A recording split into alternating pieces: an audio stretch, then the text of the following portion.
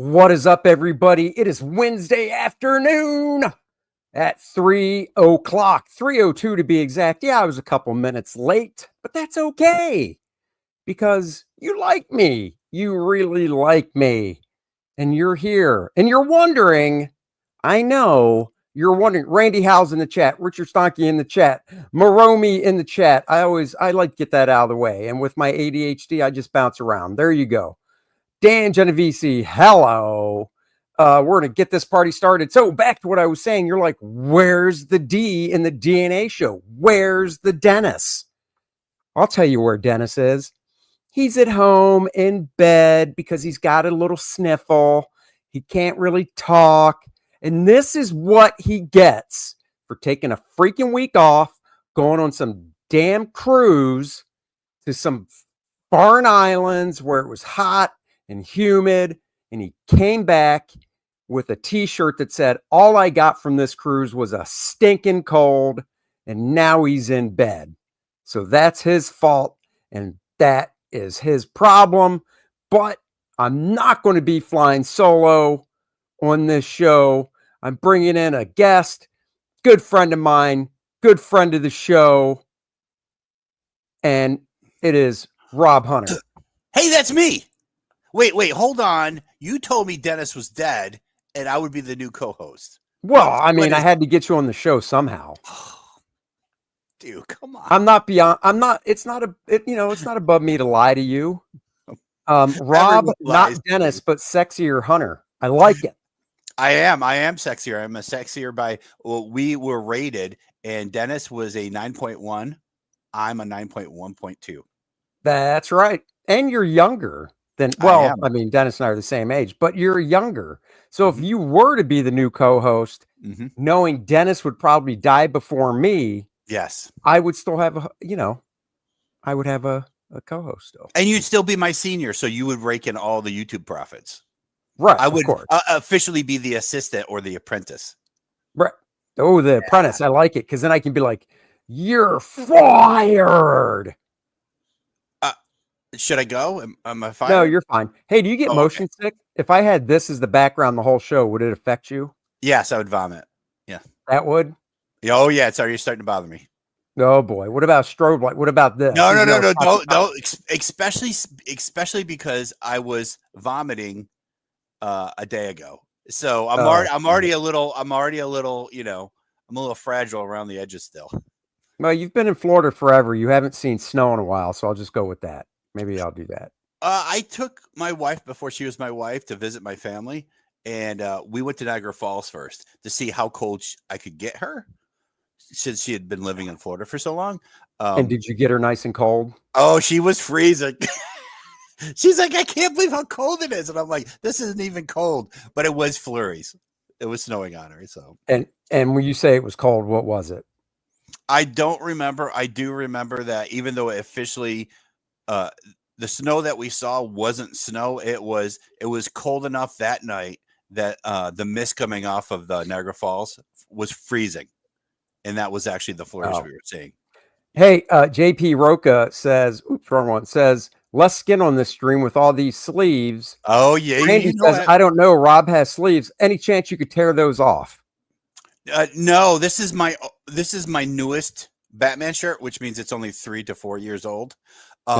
If I tore the sleeves off of this, then I mean, I wouldn't have any new Batman shirts. What am I roll them up 1950 style and maybe put a pack of smokes in one of the sleeves?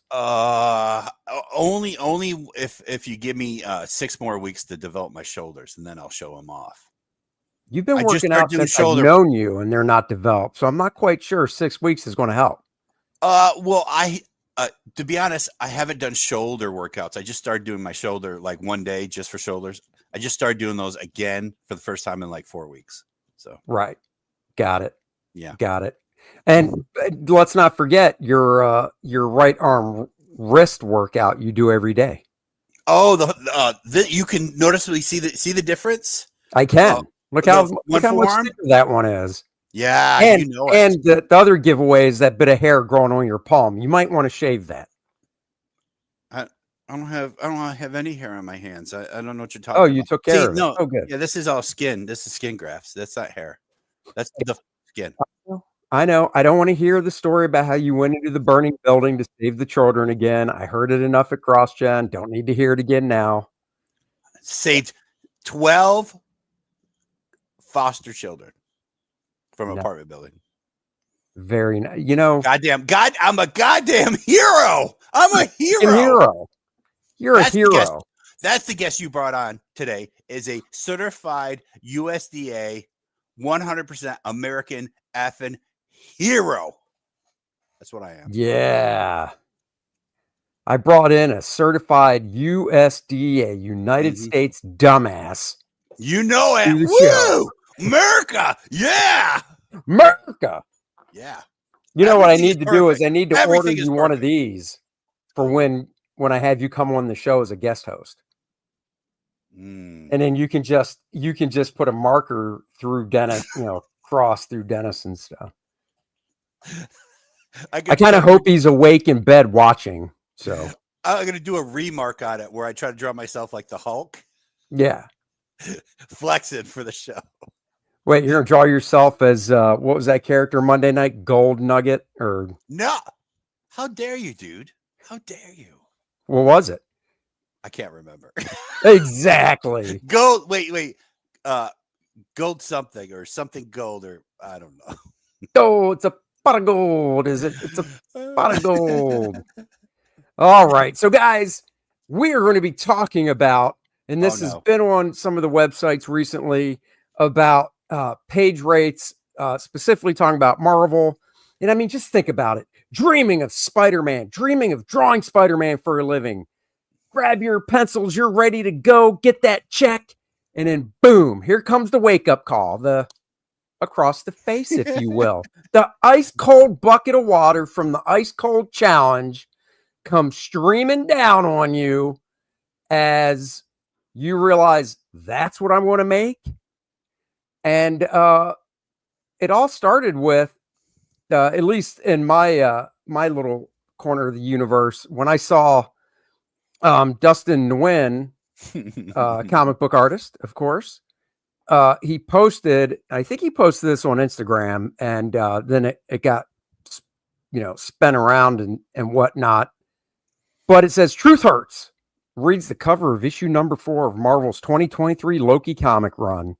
The book's cover artist, Dustin Nguyen, had some hurtful truths directed at the comic publisher in a profanity-laced post shared to social media. See, Rob, I tell you all the time, get the profanity in your posts and you can blow up like this. You're just too nice. Yeah, that's what it is. I don't swear enough. He's an Eisner Award-winning artist and co-creator of Image's Descender, which I actually have on my bookshelf. He watercolor painted it, and it's real nice. Anyhow, severed ties at Marvel with a plea for increased compensation and royalty payments for creators. Here he goes. Everyone, I'm not working with that Marvel. Marvel can expletive themselves. I'm thinking he dropped an F-bomb there. Nguyen wrote in a message shared via Instagram stories, "I've asked nicely for the past 15 years. On behalf of every artist, stop effing creators over. You're not getting another cover from me until then." After condemning what he called minimum wage bullshit, Nguyen added that making $6.25 an hour at his old fast food job was still better than spilling my heart and love on a Spider-Man cover gig and getting between 5 and 10 free copies in the mail. Dude, Marvel has been, I know this is a tangent, but that's what we like to do here. Marvel has been shitty with their comps since I started for them back in 92. I mean, dude, 1 month I'd get a yellow envelope in the mail, those business envelopes, and there'd be like 4 copies of the book. The next month, there might be 2. The month after that, there might be 10. Oh, okay. I think that had more to do with the editor you were working with, to be honest, because I started with Marvel in '95, and I used to get a lot more copies than that. But did it fluctuate, or was it always the same? No, it was never the same, and that's why I said it probably was the editor, or their assistant editor. I know that it's supposed to, and technically it's because at least for DC, the stuff always came from a different address, so they had a separate company. Well, that's just it. DC would ship right from the printer, and you'd get it the week before, and it was always 20 to 25 copies. Yeah, at Marvel, I think it was just the assistant editor and whatever the books were stacked up on their table, their desk. Maybe. I don't know. I think they were just shipping those out because I always got tons of copies of Alpha Flight and stuff like that when I was working with Jay Gardner. Yeah, so, maybe. Yeah, so anyhow, so he's going on. Nguyen's most recent work for Marvel includes the symbiote Spider-Man variant cover for October's Spider-Man Black Suit and Blood 3. That's a long title. Let's see, when did this come out? Because it says October, so is they literally talking about October of this year? Yeah, this came out March 11th, so I guess so. Yeah. Let's see. Skimming. My editors at Marvel effing kill me. Etler fucking kill, and I love them, Nguyen added. I will fight tooth and nail for them, but it will probably be against Marvel itself, which we'll all lose. So he likes his editors, because, I mean, let's be real. The editors, do they have some control of editorial? Yeah, they do. I mean, of pay, they do. They don't have as much. If they want to go to bat for you, if they want to go to bat for you, they do have some power. But unless you're like they think you're the next Dave Finch or Arthur Adams, they're not going to bat for you. They're just saying, "Hey, this is what the company said." And right. That's it. Yeah, that's true. Marvel's been undercutting. Friends. What's that? I said, or if you're best friends with them or something, Oh, right. Yeah. Marvel has been undercutting creators from the start. Unless you're getting $6,000 to $7,000 to cover, then God bless. I hope you're getting a piece of the MCU on after sales, he wrote. Between them and DC Comics, they're the only one that doesn't pay a royalty for overseas sales. Well, Marvel doesn't even call it a royalty. They're just like, this is an incentive. Now, right? I don't like defending the big two. But I will, because I still want to do a Wolverine miniseries someday. But Marvel has no control over foreign royalties anymore because they signed that deal with that when Marvel was going through bankruptcy. They signed a deal with an Italian distributor where the Italian distributor pays Marvel a flat fee, and that Italian distributor distributes to all their foreign, like European comics. So are you talking Panini? Yeah. Oh, okay. I think so. They pay a flat fee and they get to distribute all of Marvel's books. And as long as they keep paying that flat fee, that's a forever deal. So that's when Marvel stopped paying any foreign royalties. Now, Marvel is still pretty bad about paying royalties. Like you said, they don't even call it royalties because when you call something royalties, there's a legal claim to it. Right. Yeah. I mean, now when you say they're pretty bad at paying it, like, how do you mean? Because I guess it's twice a year I'll get a statement from them with this huge, like I get 2 statements. I get one that is just like the total pay that's going to be transferred to my account. And then I get another that like is a super long list of everything they reprinted that adds up to that total. I mean, they're pretty bad as in every 5 years as the market shrinks smaller and smaller. Every 5 years they readjust how low your royalty payment will be. So I remember in 2003 getting the statement saying, here is the new royalty rate. And it was pretty much half of what it was before. And I think they sent that to me by accident because I never had been sent something like that before. And I've never been sent anything like that to me again. And that was when Joe Quesada was in power in 2003. So. Okay. And then he also says they're not paying creators a piece. Come on, fuck this, fucking shit. Also, merch, lunch boxes, teas. Good luck. Now, I guess, and you know a lot more, I think, about this than I do, but it's kind of the same thing. I think when it comes to all the merch, that's all licensing deals. right? Yeah. Marvel doesn't pay. They don't. DC Right. does. So, well, I But guess Marvel my gives you point nothing. is, Marvel gives you I guess my nothing. point is, if Marvel Yeah. had a company like Marvel T-shirts, right? Yes. And they made their own T-shirts and stuff, then you could kind of go, "Where's my cut?" Yeah.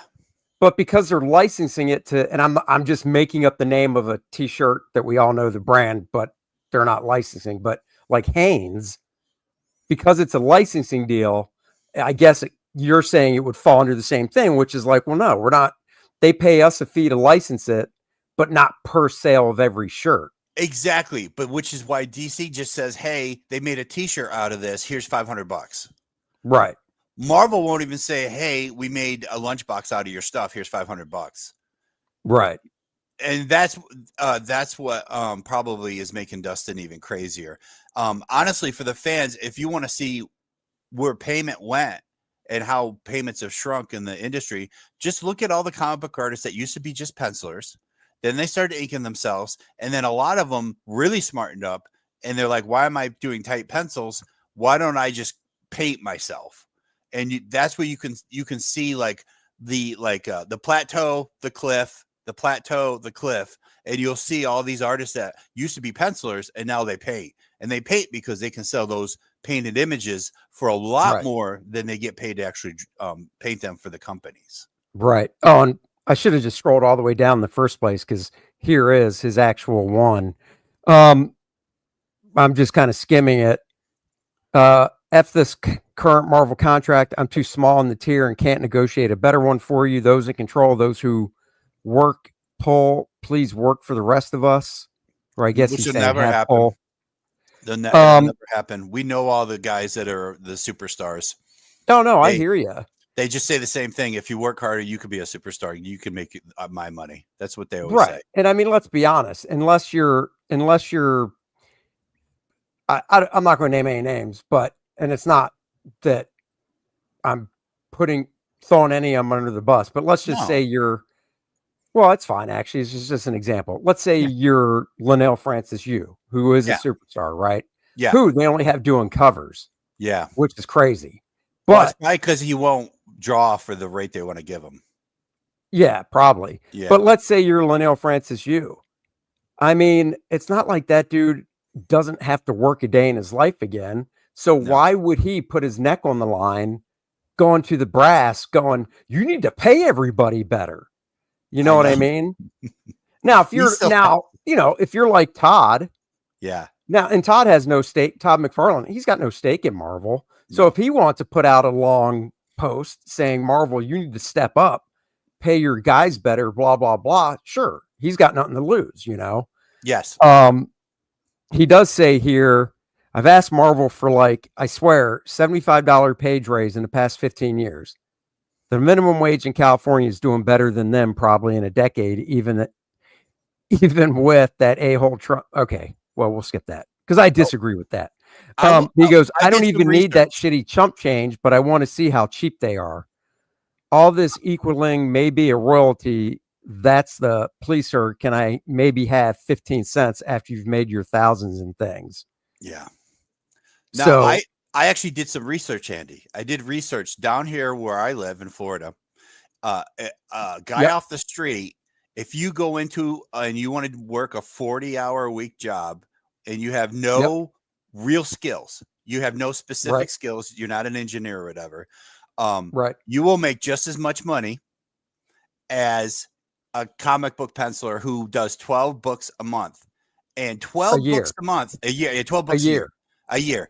Nobody does 12 books a year anymore. The scheduling doesn't even allow for 12 books a year. Like, you never would be able to schedule that up because of the way that the editors are. And the editors aren't going to put you on. I mean, when's the last time you saw someone do 12 issues in a row of one book? No, I hear you. The most I ever did was 10. And that was when there were guys doing 12. Yeah. But so then Bleeding Cool, which is ridiculous. Bleeding Cool. Yeah, that's what I'm kind of Bleeding Cool puts out. So what does big two comic artists get paid when they start out? So, and I saw the question in the chat from LE, the Final Metamorphosis. How much is Marvel's entry level page rate? So I'll read this. and then we'll go, and then, because I don't care, it's been 30 some years. I'll tell you what I started out at. I'm sure Rob will tell you what he started out at. And now, of course, for me, it was 34 years ago. For Rob, what, 31? 95 is really when I started getting regular stuff from Marvel. Oh, 30. Okay. Yeah. So here we go. There's been a lot of fuss of late. I think it's time to throw down some figures. What do people at the big two make? He says he's been reliably informed. Now, I have no idea what somebody just starting out makes at Marvel and DC. I mean, I have no idea. So I'm going to take this not as gospel, but I'll give him the benefit of the doubt and say, okay, he did his job and was told. And this actually sounds right to me. It does, because we know the ink rates. Yeah. So he says the starting rate is about 160 a page. And then, like he even says, maybe there's a bump for Batman or Spider-Man or X books. And artists are expected to do a page a day and, say over 8 hours, 20 pages a month. When I got into the business, just for backstory, we were looking at 22-page books. So it always worked out to basically, you could do a book in a month. I would do I remember scheduling myself 5 pages a week, 6 pages a week, 5 pages, 6 pages. So then over the 4 weeks, you get to 22. And when I was in art school, it was pretty much said, and this was Joe Kubert, as a penciler, you should be able to draw 1 page a day. As an inker, because inkers get paid less, but to make, and this was the philosophy, to make the same amount of money as, say, the penciler, an inker should do a page and a half a day. Now, when I got in, it was still coloring old school, no computer coloring. And for a colorist to equal, say, what the penciler was making, he would have to color 4 to 5 pages a day, which sounds like a lot, but it really wasn't. A professional colorist, hand coloring on photocopies like they did, they should be able to do that. And then, a letterer, just to get it all the way down into the weeds, a letterer should be able to do a book in like 2 days because what their page rate was. But of course, a penciler would do generally 1 book a month, an inker, a book and a half, and then a colorist would do 3 or 4, and a letterer would try and get 5 or 6 books a month to do. Now, realistically, the rich staying 8 hours a day comic book penciler, I know that Greg Capullo, when he was on X Factor, because he's working his ass off and he's trying to impress and he's trying to make a name for himself, which is what every penciler should be doing, especially when they're new, 14 to 16 hours a day. Oh, totally. You weren't an 8 hour guy either. I wasn't an 8 hour guy when I was at CrossGen. I mean, nope. I guess what he might be doing, and I'll give him the leeway on this. If Gary Martin in the house, what's up, Gary? Gary says, let me just highlight it. Gary says his ink rate at Marvel in 95 was 140. In 2015, it was 100. Oh, I got a story for you, Gary. Ooh, mine was 80. When Gary was making 140 at Marvel in 1995, mine was $80. Right. But Gary was already in the business for like 15 years at that time. Yeah. But I was doing all the X books, and it's still, here's your $80 a page, Rob. Thank you for saving the budget. So, let's just say he's taking, let's say he's going, okay, yes, out of a 20-page book, you're going to have 16-hour pages, 14-hour pages. You might have a 3-hour page. So maybe what he's doing is he's averaging over the 20. He's massaging Marvel is what he's doing. Doesn't matter. Yeah, but I know. Biased. Look, when I started out, and even to this day, I have pages that take way more, more than 8 hours. So whatever. So he says there's no holiday pay. True. No sick pay. True. Nope. No health care. True. Nope. So that's $3,200 a month. That's $38,400 a year. Now, this is where he's kind of weird because he says in New York, the minimum wage is 17. That's fine. But no one, I think this was written by Rich Johnston. Yeah, it was. Yeah. Rich, you do understand it's 2025. You didn't have to live in New York City when I started working for Marvel 34 years ago. Yeah. So, yes, if you're going to compare 38 grand to try and living in New York City, you're just a fool for trying to live in New York City. But I Yeah. get what you're saying. Mhm. Minimum wage is 17, 40 hours a week. That's 35 a year. Do you want to work a minimum wage job that's not nearly as hard as drawing comics, or do you want to live your dream? And the skill. Think of how much skill you need before you even get hired by Marvel. That's Right. years. You might as well just go to school for anything else. Right. With the same amount of time it takes you to go from point zero to your first job at Marvel, you might as well just have any other degree or But once technical school again, degree. that's a I think that's a broad brush statement though, because it's not years for everybody. I mean, look, I started working as a senior in college, art school, whatever. But I think, see, this is where I fall in the 160. That's the starting rate, apparently. Yeah. So 160 for a starting rate.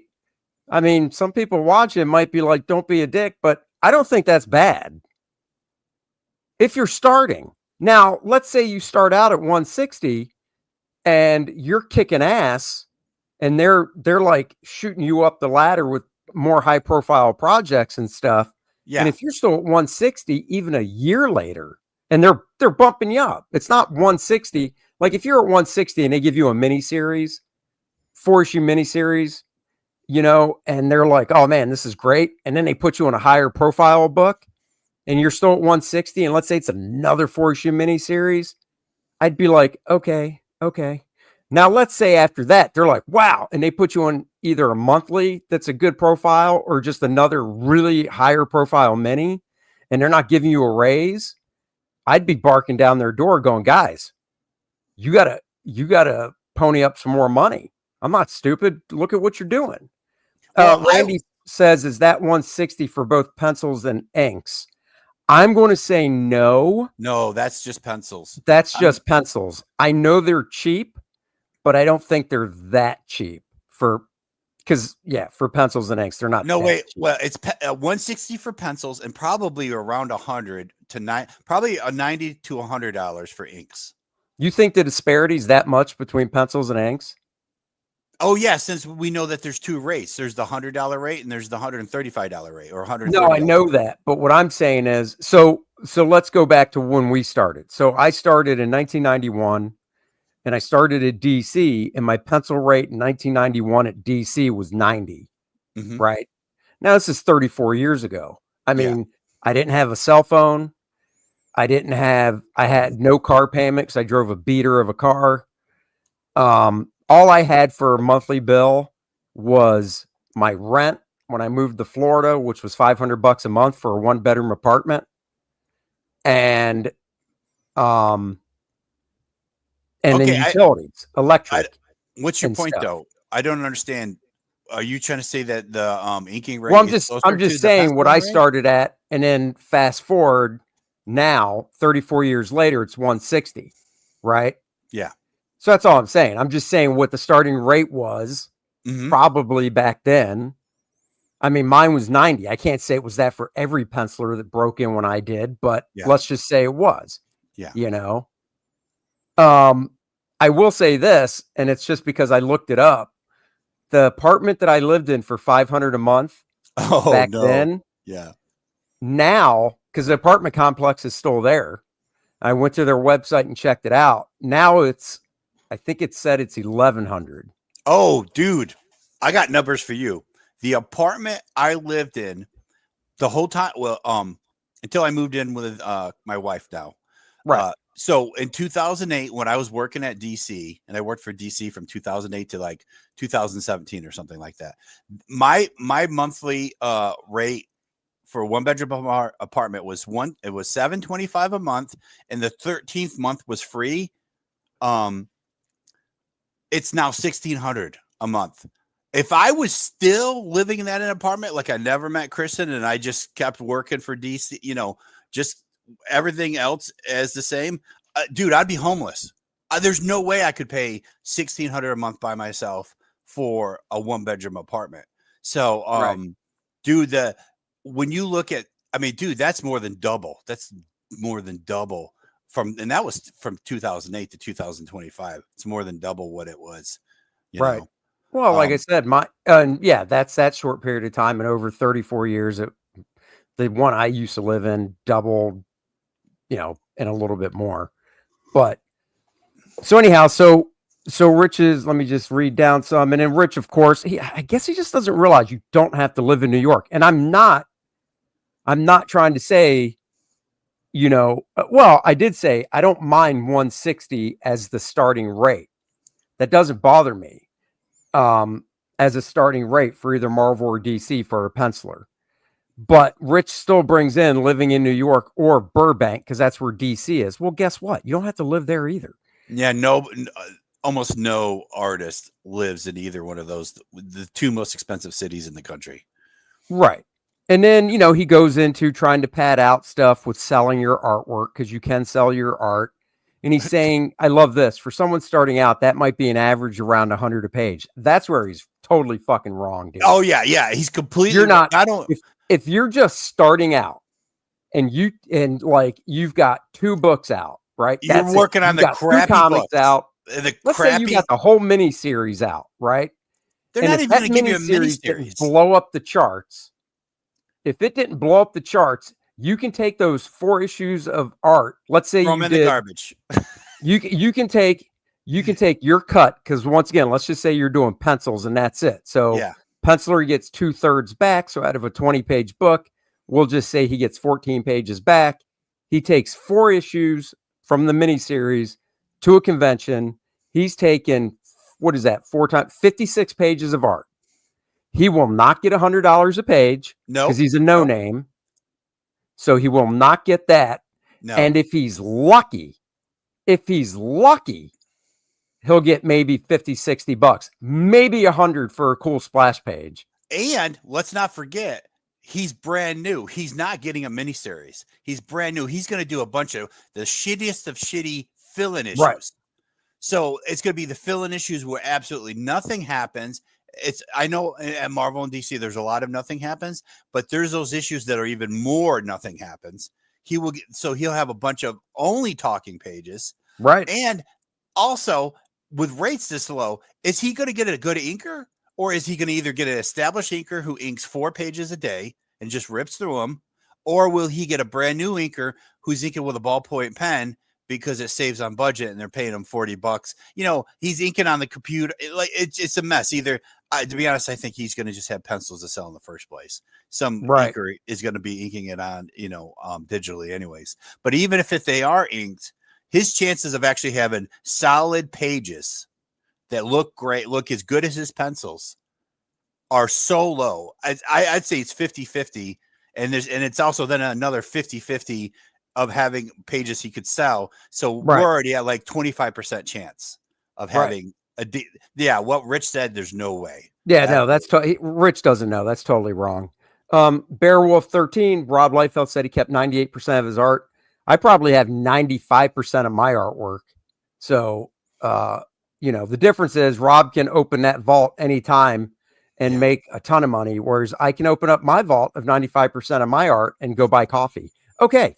Well, also Rob, besides those annuals he did, he was getting nice fat royalty checks right from the beginning. Oh yeah. So he didn't have to. He didn't have to. Well, I mean, but still, I kept my art, and it's not because I was getting fat royalty checks. I just never set my lifestyle up to where I needed to sell the art to make ends meet. Yeah. So yeah. I always had to sell. I always had to sell all my artwork. Well, you couldn't sell your body, so you had to sell the next best thing, I guess. I mean, that's what happens when you establish yourself as a 1 page a day inker because you're doing such a great job. That's right. You never get rewarded for that extra effort. You still get your same page rate. Yeah. Rick says these low page rates account for so many foreign artists working for Marvel, correct? The 160 page rate goes a lot further. Oh, yes. I'm sure it does. And yes, I have an idea for another show I want to do as well, where, and I'll spoil it, but what I want to do for another episode of a show, and maybe we'll have Rob back for it, because it'll be, obviously when Dennis is back as well.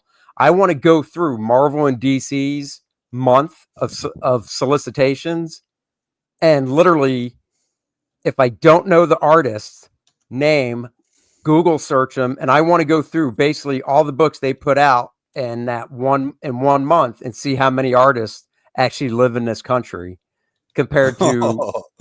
Yeah, I thought it. I'm like, I want to go through and do that. Who's taking American jobs? Damn it! But Rich, to your point, those guys might be making less. That's the thing. It's not that Marvel goes, "Oh, you live here? It's 160 for pencils." They might go, "Oh, you live in Brazil? 110. Yeah, it's 100 for pencils." Yeah. And I don't know that. I've heard rumors and stuff like that, but just saying. Yeah, I've seen how bad the inks are. I've seen how bad the inks are on guys that I actually inked at DC, and then saw their work at a convention, and it was so bad, like it was ballpoint pen inking bad. All I could think of is, oh, this guy's buddy who's now inking him must be getting like $50 a page, because it wasn't professional at all. It wasn't professional at all. So, but I think so that's pretty much what this article says. I mean, he goes into, just to sum it up, he goes into basically, so if they sell their art for this magical 100 a page for somebody just starting out, which is just totally, I mean, don't get me wrong. Obviously, artists sell their pages for more than $100, but once again, Jim Lee wasn't spitting out Alpha Flight originals at his first conventions for 100 a page. No. So you got to become somebody before you can sell your art for more money. So Rich is just way off there. So let's say you're making $38,000 a year, $38,400 a year, penciling 20 pages a month, 12 books a year. And then let's just say out of that, you might make $5,000 in selling your art. So, and let's actually round it up to a flat $40,000, right?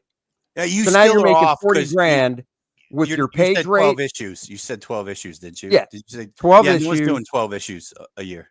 Yeah, but that's what he's figuring. I know, but it's still off. I know, but we're just going to go by his math. Oh, all right. So his math is, let's go by 10 issues. Yeah. I think that's probably safer to say. 10 issues is $32,000, right? A new penciler that the editor in chief said keep this guy busy.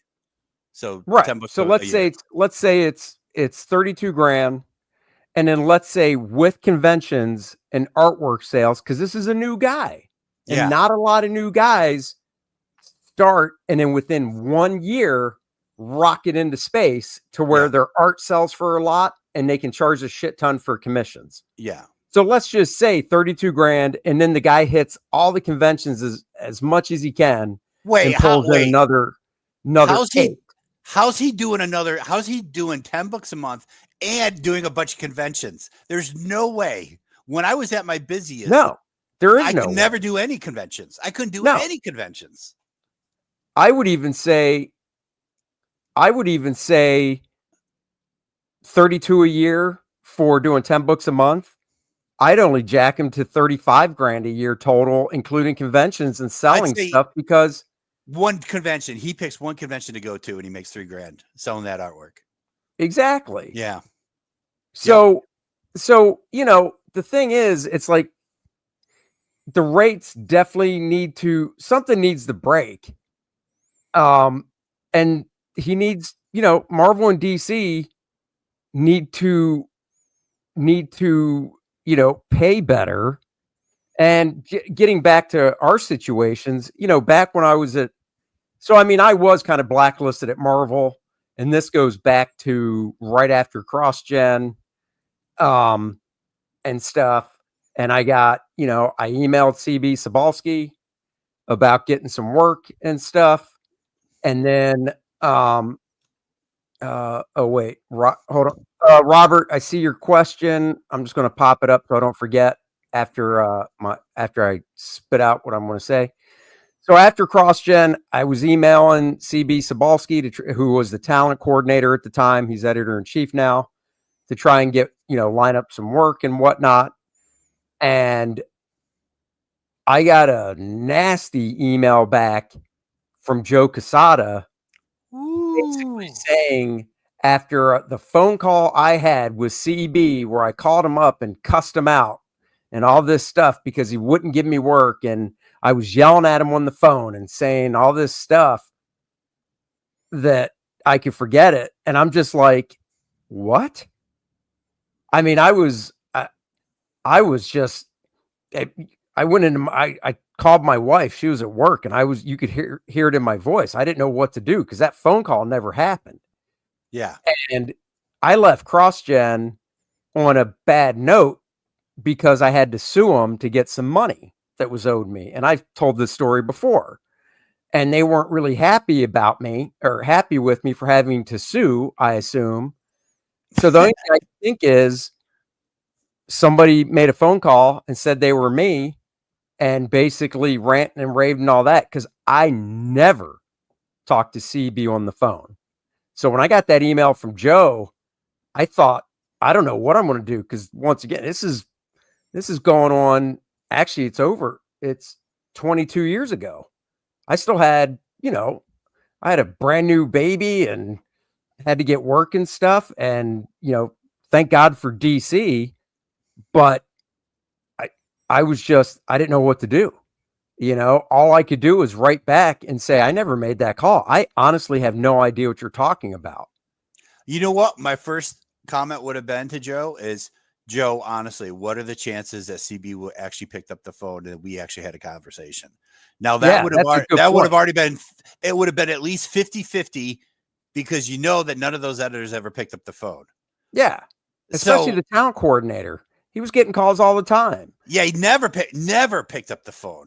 And everybody I talked to that was trying to get work at that time was doing it through email and stuff. And that's what I did. Yep. I would email them. So, I mean, all I could do was write back and say, I never said that. Yeah. I don't know what you're talking about. I kind of explained about the CrossGen situation. And of course, I, got an email back basically saying tough. And long story short, I talked to a couple other people in the business, and the advice I was given was, you should just suck it up, apologize. And I'm like, apologize for what? I can't apologize for something I didn't do. And it was basically, then write an apology, word it right, so you're not specifically like, I'm sorry for making that phone call. Because there's no way I could do that. Because I will not apologize for something I've never done. Honestly, it wouldn't matter, because this is Joe Quesada. As soon as they made him editor in chief, anybody that had ever contradicted him in the editorial, he immediately fired. So if Joe's taken the time to email you and yell at you, he'd never hire you. Well, long story short, it was about 7-8 years. Wait, that was 2003. So yeah, it was around 2010, 2011 that that I was able to get a couple issues of the X-Men Forever from Mark Panaccia up there. And, I did those. But then after that, once again, Chris Claremont messaged me. Like, I messaged Chris Claremont on Facebook saying it was great working with you, blah, blah, blah. I'd love to work with you again, blah, blah, blah. Yeah. Right. And what's up, Eric Weathers? And Chris wrote me back, and I was floored. He was just like, I thought the 2 issues you did were fantastic. It's how I picture the X-Men looking. You did fantastic work, blah, blah, blah, blah, blah, blah. I mean, that was awesome. And I thought, oh yeah, I'm going to get more work for Marvel. Nothing. And the only reason I did the inking over Jim Starlin, and I kind of have you to thank, is because, and this does get back around to page rate, guys, believe it or not. I take this long road around, but I don't forget. Is because I called you up one time and we were just shooting shit, and you're like, oh, I just had to turn down work for Marvel. And I'm like, why? And you're like, because I'm exclusive at DC and I can't take it. And I said, well, what was it? And do you mind if I try to, and you said, well, it's this work over Jim Starlin. That's all I know. I don't know any other details. And I said, oh shit, I'm friends with Jim. Do you care if I call him? And you're like, no, go ahead. I can't take it. I'm exclusive. So I called Jim or emailed him. And Jim said, you'd want to ink me? And I was like, yeah. He goes, well, I can't tell you the details, but I can tell you it's about 4 issues worth of work. So let me run it up the flagpole. So next thing I know, Jim gets back to me like the next day and he's like, it's yours if you want it. I said, I sure do. And then Tom Brevoort, who was the editor, emailed me and passed me off to his assistant after he offered me the job. And the page rate now comes into play because I said, sweet, I guess my page rate is going to be what my ink rate was last time, blah, blah, blah.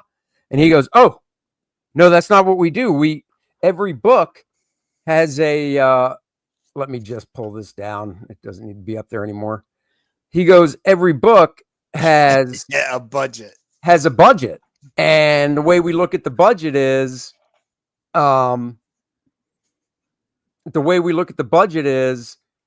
is this a A-level book? An A-level book gets the A rate, which is what my rate was, apparently.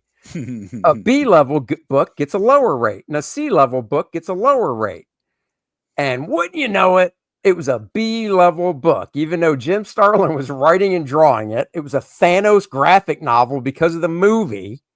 And it was a B-level book. So my rate got bounced down $20 a page for inking. And they're like, are you good with that? And I'm like, yeah, because it's 100 pages worth of work and I get to ink Jim Starlin. So yeah, I'm okay with it. Yeah. And here's the other funny thing that happened after that. The book did so well that they greenlit 2 more. Right out, not 1 more, 2 more to make it a trilogy. Which means it's an A-level book. So you got another check. And that's what I said. I said, oh, so I can get my regular A rate now because this is so popular.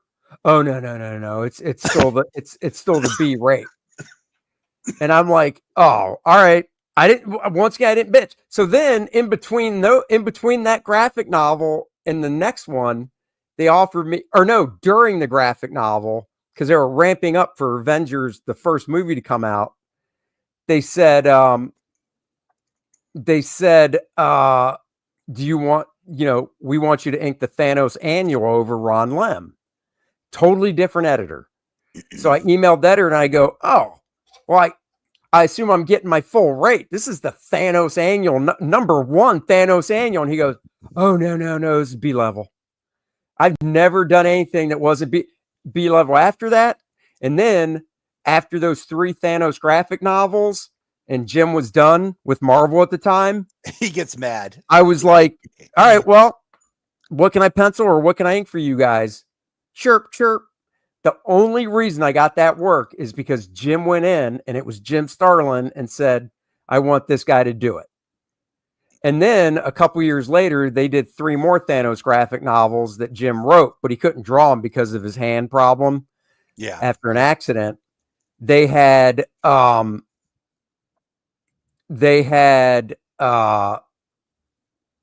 Davis and Mark Farmer, which is great. They look great. I bought them, of course. Mm-hmm. But are you telling me they went to Alan Davis and Mark Farmer and said, oh, these Thanos graphic novels are B rate, so you guys got to take a pay cut?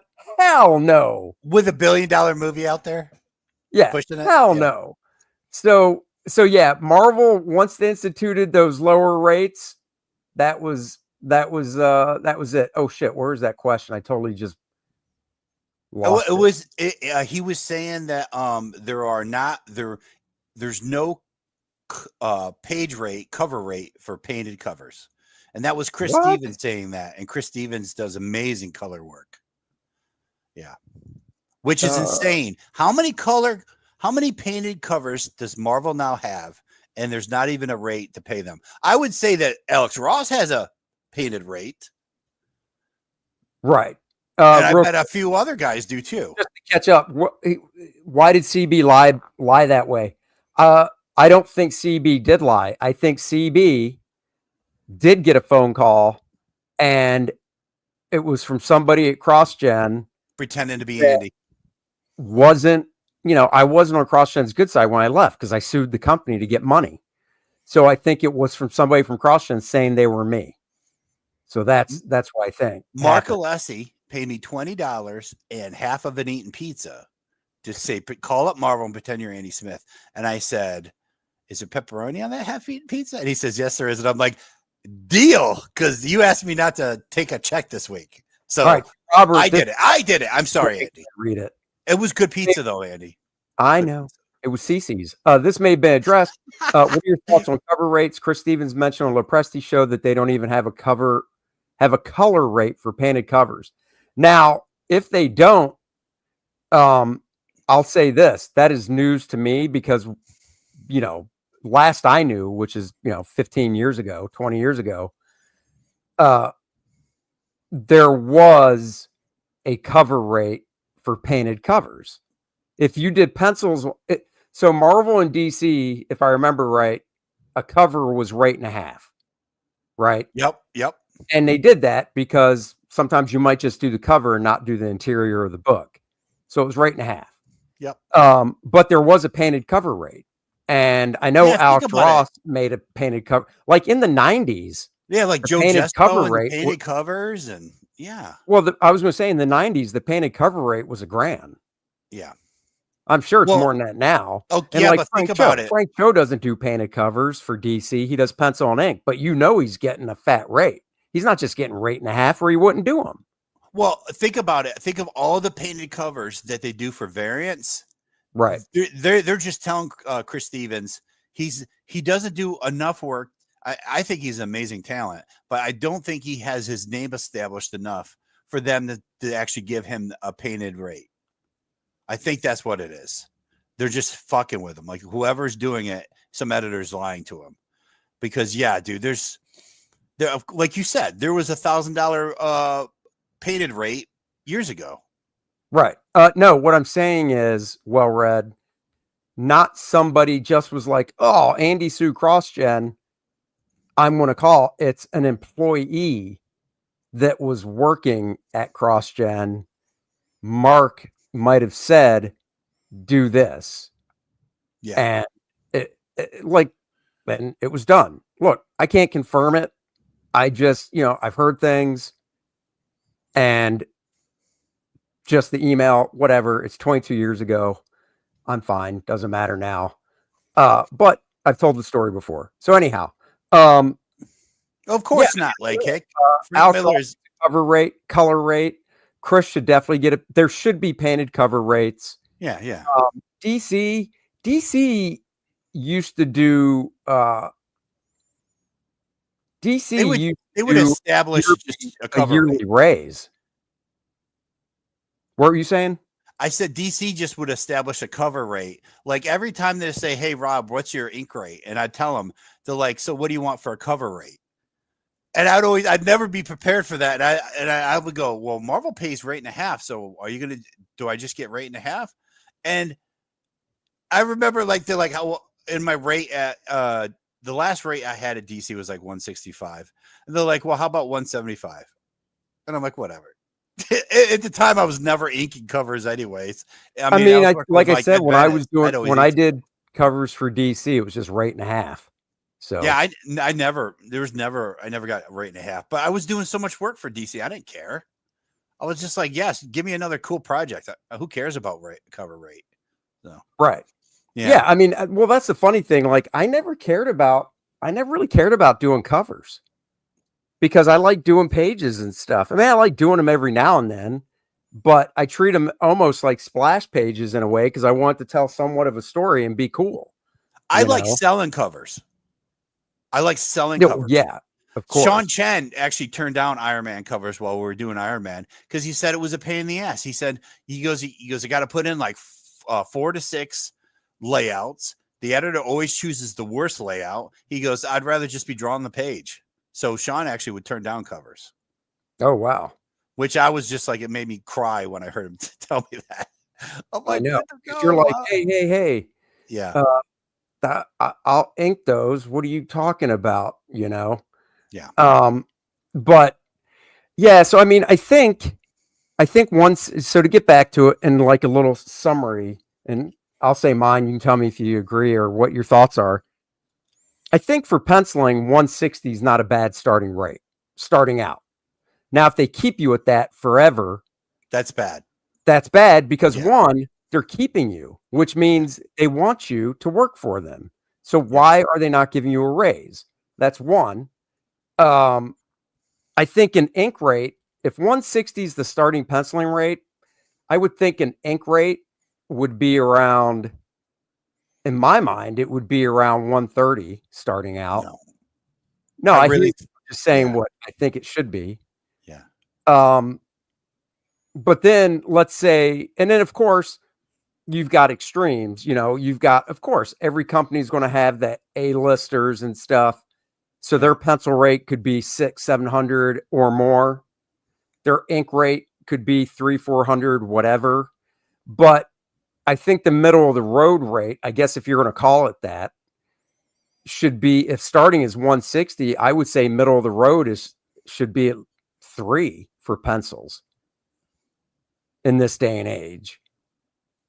You Oh, know, okay. and if you're doing 20 pages at 3, that's 6. And if you're doing just say 8 issues a year, I mean that's 48. I mean, if you're the middle of the road guy, you know, B level guy that's been in the business a while and you sell your artwork, you can definitely sell it. So if you're making 48 and you're doing 8 issues a year, and that's because that's how fast you are. If you're fast enough to do 10, I mean, 60 a year plus conventions and stuff. I mean, I don't know. Maybe I'm just old. I don't think that's bad, you know. Now, Uh, if you're trying to live in New York City or Burbank yeah, and you're yeah, it's making ridiculous. 60, you need to move. Okay, here's the realistic or the pragmatic perspective on what you said. One, you assume the guys are going to get raises just because they're doing a good job. I don't, even from my perspective, when I worked at DC, Dan DiDio loved me and he was editor in chief. Right. I went from 135 to 165 over Right. like, and I was signing exclusive contracts.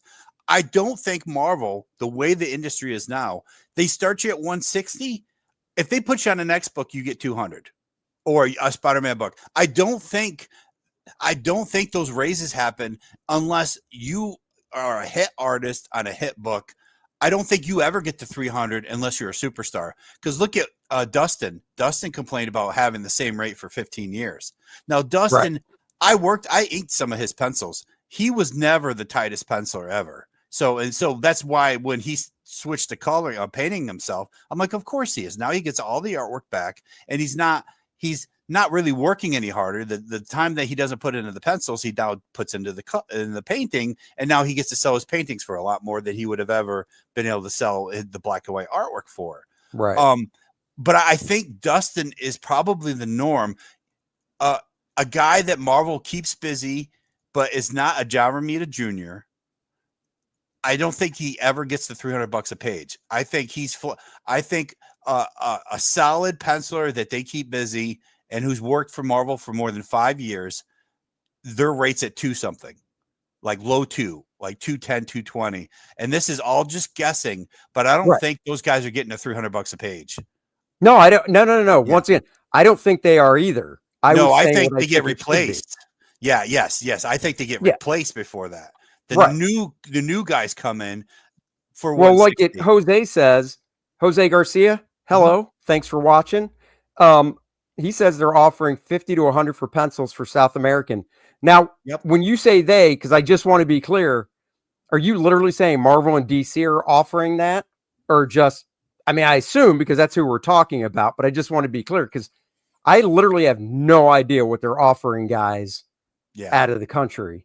So if it is around 50 to 100, I mean, like I said, I'm going to do a stream for the show where we go through the Marvel and DC books for 1 month and look at the artist. And yeah, Jose says yes. Wow, that is insane. Well, that's probably going through 2 different studios. So both studios Possibly, yeah. agents are taking their piece, and that's why it ends up being like between 50 and 100, because you got two different studios as agent representatives. There's the English side, and then there's the South American side. Right. Yeah, they're taking their piece. So it might start at 160, and then by the time it gets to the artist, it's 100. Yeah. But can you imagine 50? I mean, I imagine 100 is if you look like Ivan Rice, but just not as good. And 50 is. I mean, Ivan's got to be for No, pencils. that's different. He has a completely different rate, and his studio probably has a completely different rate. Yeah. But Robert, let's see. So Robert says basically what I'm hearing: perfect your skills, build your platform, entertain your base, and do your own IP. I mean, if you can, yeah. Yeah, YouTubing is hard. YouTubing is a full-time job, and then you have to actually try to draw the pages. So, what do you think Alex Ross gets paid? I honestly have no idea. I'm not even going to touch it. Like, okay, I'll give you a range, but when I give you the range, you're going to say thanks. That doesn't help. Yeah. Honestly, because it's Marvel and DC. Well, he won't work for DC, so it's Marvel, as far as I know. Yeah. So, Marvel, because that's who he's working for, doing all his covers for now. I would say between $5,000 and $10,000. And I bet it also depends on how well his paintings are selling right now in Tokyo at the big convention, because that's where most of his art sales come from, in Japan. Yeah, but what's that have to do with what Marvel pays him? Because if he's selling the shit out of the Marvel covers, he doesn't have to worry about what the rate is. Now, yeah, but he's not going to sit there. Like, I hear what you're saying, but at the same time, he's not going to go less, right? So let's say, but would he say, if Marvel said, "Hey, we can't pay you 10 anymore, we can pay you 9," and if he's selling all those covers, I'm sure he'd do that. Yeah. Because once again, if you say no, and he doesn't do covers, then he has nothing to sell. But if he can sell a cover, and once again, guys, I honestly have no idea what an Alex Ross cover sell for. Yeah. But let's just say it sells for $20,000.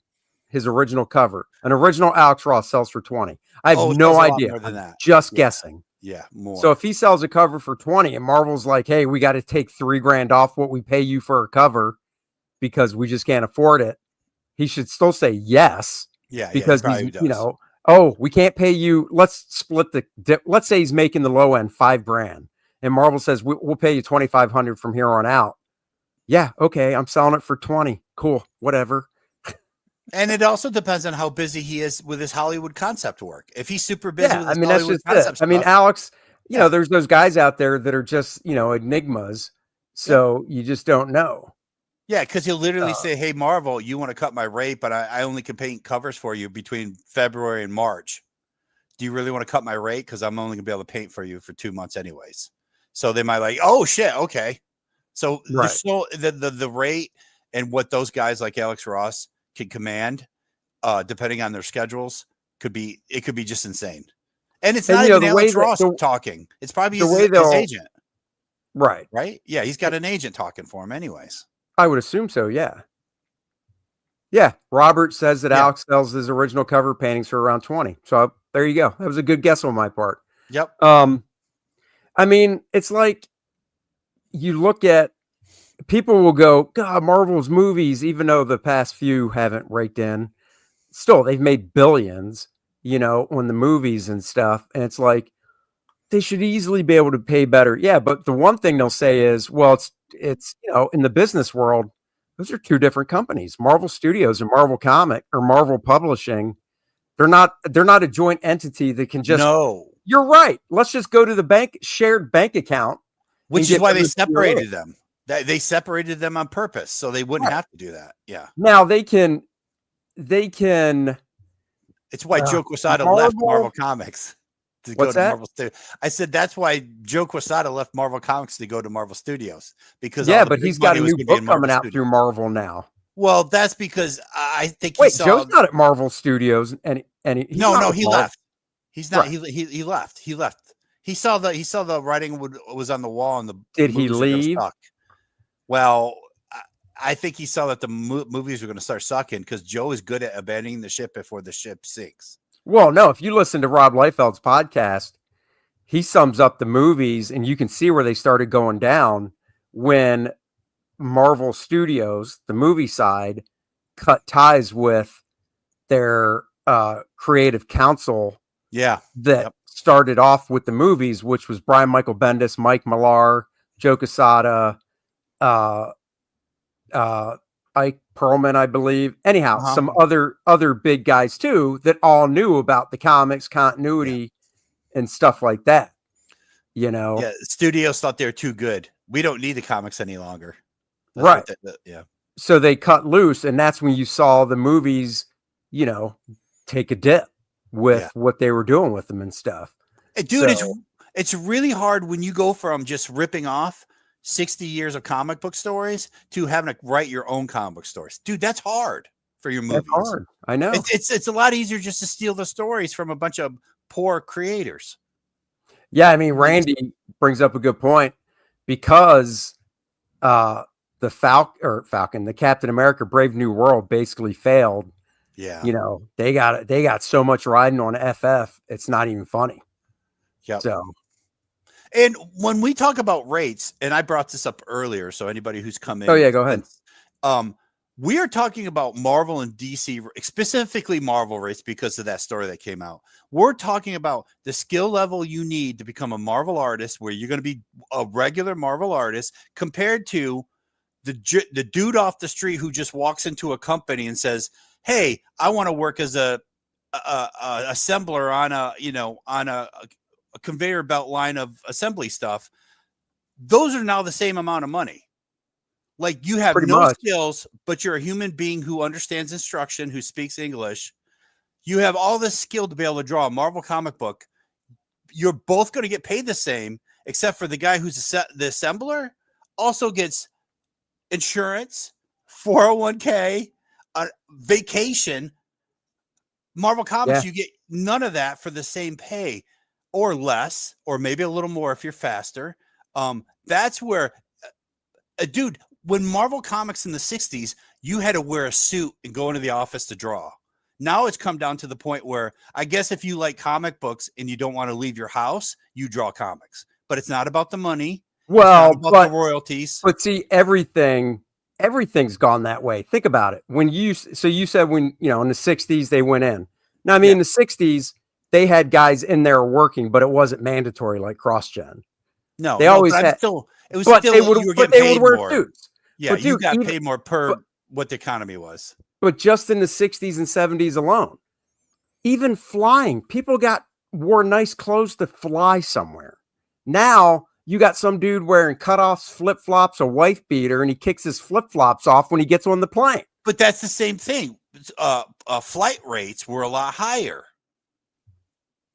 Yeah, I guess they were back then. They were a because lot it was higher. still relatively new for commercial flight. Companies decided, we will sell tickets to everyone, and then we lower the standard. We spend a lot less money on the flights, a lot less money on everything, and we'll bring in the guys with the flip flops. We could have it where everyone's still dressed nice to fly, because the only people who can afford to fly are the people who dress nice. The flip flop guy, unless he's Adam Sandler, will never be able to afford to get on a plane. They just lower the threshold. Right. That's all. It's same with the suit guy drawing comic books. Well, if we start paying a lot less, we're not going to have the suit guy anymore, but we'll have, the guy who gets to work in his pajamas all day. So. Right. Yeah, I hear you. Well, those are, that is the shocking truth about Marvel and DC page rates, where they've been, where they've gone, where they're at now. Like I said, I think next week show will be, let's go through the DC and Marvel catalog for a month and see how many artists live in the United States. Oh, how are you going to tell, Andy? I'm going to Google their name. Okay. There you go. That's smart. Dude, if you go, like, whenever I see an artist work that I like, yeah, I Google it, and generally the first thing that shows up is their Instagram. Oh, and then I go to their Instagram and follow because I like their work. But then on their Instagram, it usually says where they're from. I never see an artist that I like. I see artists that I feel are competition, but I never like any of them, so I don't Google them. or Oh, Instagram. I hear you. I'm a I terrible hear you. person, though. I established that years ago that I was a terrible person. So, All right, guys. Well, before we leave, link in the description below for Lilineth Infernal Conflict. It's the new campaign. There's the homage cover for Lilineth Infernal Conflict. That is the homage cover. I just finished the black and white art for the main cover and sent that off. And so we're going to get that rolling. Great news. I got in from the printer. I now have Core Draft the Awakening Black and White Edition. I've got the game modules. I've got the mini prints. I've got the boxes, the mini figures. Any day now, Core Draft the Awakening, the actual book will show up from the printer any day now. So until then, sign up for Lilineth. This is the homage cover. Here's a few of the new characters created. We've got the big 7'2" Demon Lord Vixarion. He's the big bad guy in this book. Ysurcia is another succubus, and Rythiel is another one as well that'll join Lilineth in this story. So there are some of the character designs. dude, they look great. Those look great. Thank you. So go sign up for that. And then, Brian says, is Rob doing a pinup in this book? I don't know. Haven't really thought about it. Something to think about now. And then, of course, Rob's Death Raider is on Fund My Comic. That is also in the description below. So it's your second chance to get Death Raider. If you missed it the first time, go back it there. It's still part of first printing, so there's no second print. So that's all still going to be part of first printing. Pull me up to minimum wage. That's what you can do by funding Death Raider. Your hashtag should be pull me up to minimum wage. Dude, I would love to be making minimum wage off of my Death Raider. But also, we missed one of Rich's questions. Rich, what do you say? One of Marvel's closest guarded secrets is how much money they get for advertising in their book. Nobody knows. No one's even. I've never known. Well, I mean, nobody. DC too. I don't know what DC gets. Yeah, we've never known that, and there's never even been like a hint. That's like, that the people who know fill out NDAs because nobody has ever even hinted at what the ads in the books generate. There you go. Hashtag. This is your hashtag. Hashtag pull up. Oh yeah, pull me up to minimum wage. Woo! Yeah. Why am I so excited? JP says, where there'll be boxes again on this campaign. We're going to be offering the same box because we overprinted on the box. And so we obviously this campaign is going to have other Core Draft stuff as add-ons. So there won't be a custom box as of yet, but we're still figuring out what we want to do. The other thing too is, of course, Graybeards today, Aaron Lepresti, Dan Lawless, Gary Martin, David Williams. So go check that out. And let's see. Go back. Oh, Randy posted the link. Oh, he posted the link for Rob's art sales for comic art fans, so you can buy art as well. And thank you for watching. Last week we were off because Dennis was on his first vacation out of many for the year, and he came back sick. He goes, I think I got it from this old lady. And I'm like, wear a condom next time. And why are you calling your wife that? That's rude. But hey, he's not watching. He'll never know I just said that. No. So there you go, guys. Graybeards at 5:00.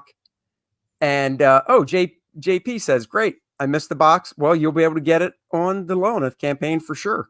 Nice. And because we will be offering a tier in the Lilineth campaign that is the box with the Lilineth book and other stuff as well. So that will be something offered. Oh, that's what I'm saying about the advertising rate. I guess the only thing you could possibly do is I'm sure you could Google Marvel Comics advertising department or something. Oh, maybe. And you could either shoot a query email or probably phone call and just say, hey, we're looking to advertise. And my job in this company is to find out, I've got a budget and I need to know what your advertising rates are. So I'm sure you can find them. Maybe. But no one's ever done that. No one's ever been able to figure that out. Can we get a good res image? Can you not just pull it off the sign up page? I'm not being sarcastic. I mean, you can't. Is the one on the sign up page, if you just right click to save it, is that not good enough? Let me know, Randy. If not, send me a DM and I'll send you a good image, a higher res image. Until then, thank you guys for joining us. I don't really have something with Rob in it to go out on. So let me just see as I'm scrolling through. How could you, Andy? How dare you? I know, we'll have to make something for you. So you know what? Until then, next week, we'll see you guys. Dennis, if he's feeling better, we're going to go see Black Bag for the movie tomorrow night, and we'll drop our review on Friday. You better shut it, Rob. All right, Rob, I'll talk to you after the stream is not live anymore. Bye-bye, everybody. Thank you for joining. We'll catch you next week. We love you.